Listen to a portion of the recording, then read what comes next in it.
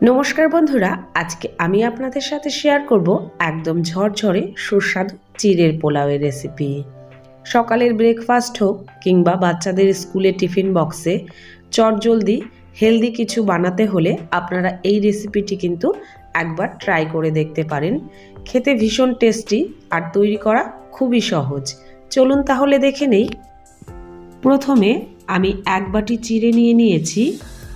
চিড়েটাকে কিন্তু খুব ভালো করে পরিষ্কার করে নিয়েছি। আর বাজারে 2 থেকে 3 রকমের চিড়ে পাওয়া যায়।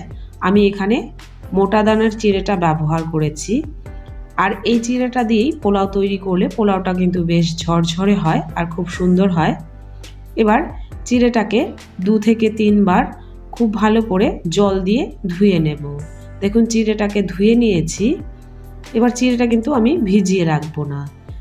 এখন এর মধ্যে দিয়ে দিচ্ছি হাফ টিস্পুন নুন, 1 টেবিল স্পুন চিনি। নুন আর চিনিটাকে চিড়ের সঙ্গে খুব ভালো করে মিশিয়ে নিচ্ছি। এভাবেই চিড়েটাকে আমি 5 মিনিট রেখে দেব। এতে করে কিন্তু চিড়েটা খুব সুন্দর ঝরঝরে হবে।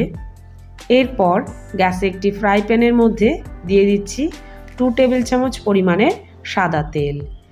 এখন এখানে নিয়ে নিয়েছি 1 মুঠো বাদাম। বাদামটাকে আমি 2 থেকে 3 মিনিট তেলের মধ্যে দিয়ে একটু নাড়িয়ে চাড়িয়ে ভেজে নিচ্ছি। দেখুন বাদামটা এখানে ভাজা হয়ে গিয়েছে। এবার বাদামগুলোকে তেলের থেকে তুলে নিচ্ছি। এবার ওই ফ্রাই প্যানেই দিয়ে দিচ্ছি 1 টিস্পুন কালো সর্ষে, 2টো শুকনো লঙ্কা, আর দিচ্ছি 8 থেকে 10টা কারি পাতা, 2টো কাঁচা লঙ্কা কুচি, একটা মিডিয়াম সাইজের পেঁয়াজ কুচি, আর দিচ্ছি একটা বড় সাইজের আলু আমি ছোট ছোট টুকরো করে কেটে নিয়েছি।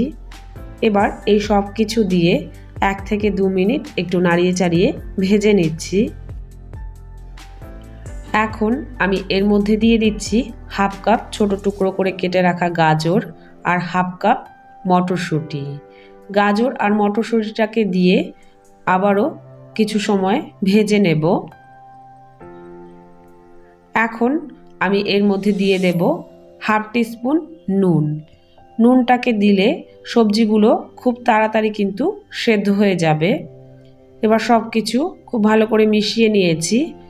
এখন এটাকে ঢাকা দিয়ে 5 মিনিট লো ফ্লেমে রান্না করে নেব। 5 মিনিট পর ঢাকাটা তুলে নিচ্ছি। তারপর সবজিগুলোকে আমি খুব ভালো করে একটু নাড়িয়ে নিচ্ছি। এখানে কিন্তু সবজিগুলো প্রায় সেদ্ধ হয়ে গিয়েছে। দিয়ে দিচ্ছি সামান্য কাজু বাদাম, আর দিচ্ছি 8 থেকে 10টা কিশমিশ। এবার কাজু বাদাম আর কিশমিশটাকে দেওয়ার পরেও আবারও একটু ভেজে নিচ্ছি। এরপর দিয়ে দিচ্ছি সামান্য একটু হলুদ গুঁড়ো। হলুদটাকে দিয়ে সবজির সঙ্গে মিশিয়ে নিচ্ছি। এবার চিড়েটাকে আমি এর মধ্যে দিয়ে দিয়েছি। চিড়েটা কিন্তু এই সময় বেশ ঝরঝরে রয়েছে। এখন দিয়ে দিচ্ছি ভেজে রাখা সেই বাদাম। এরপর সব কিছু খুব ভালো করে কিন্তু মিশিয়ে নেব। একটু সময় নিয়ে খুব ভালো করে কিন্তু মিশিয়ে নিতে হবে।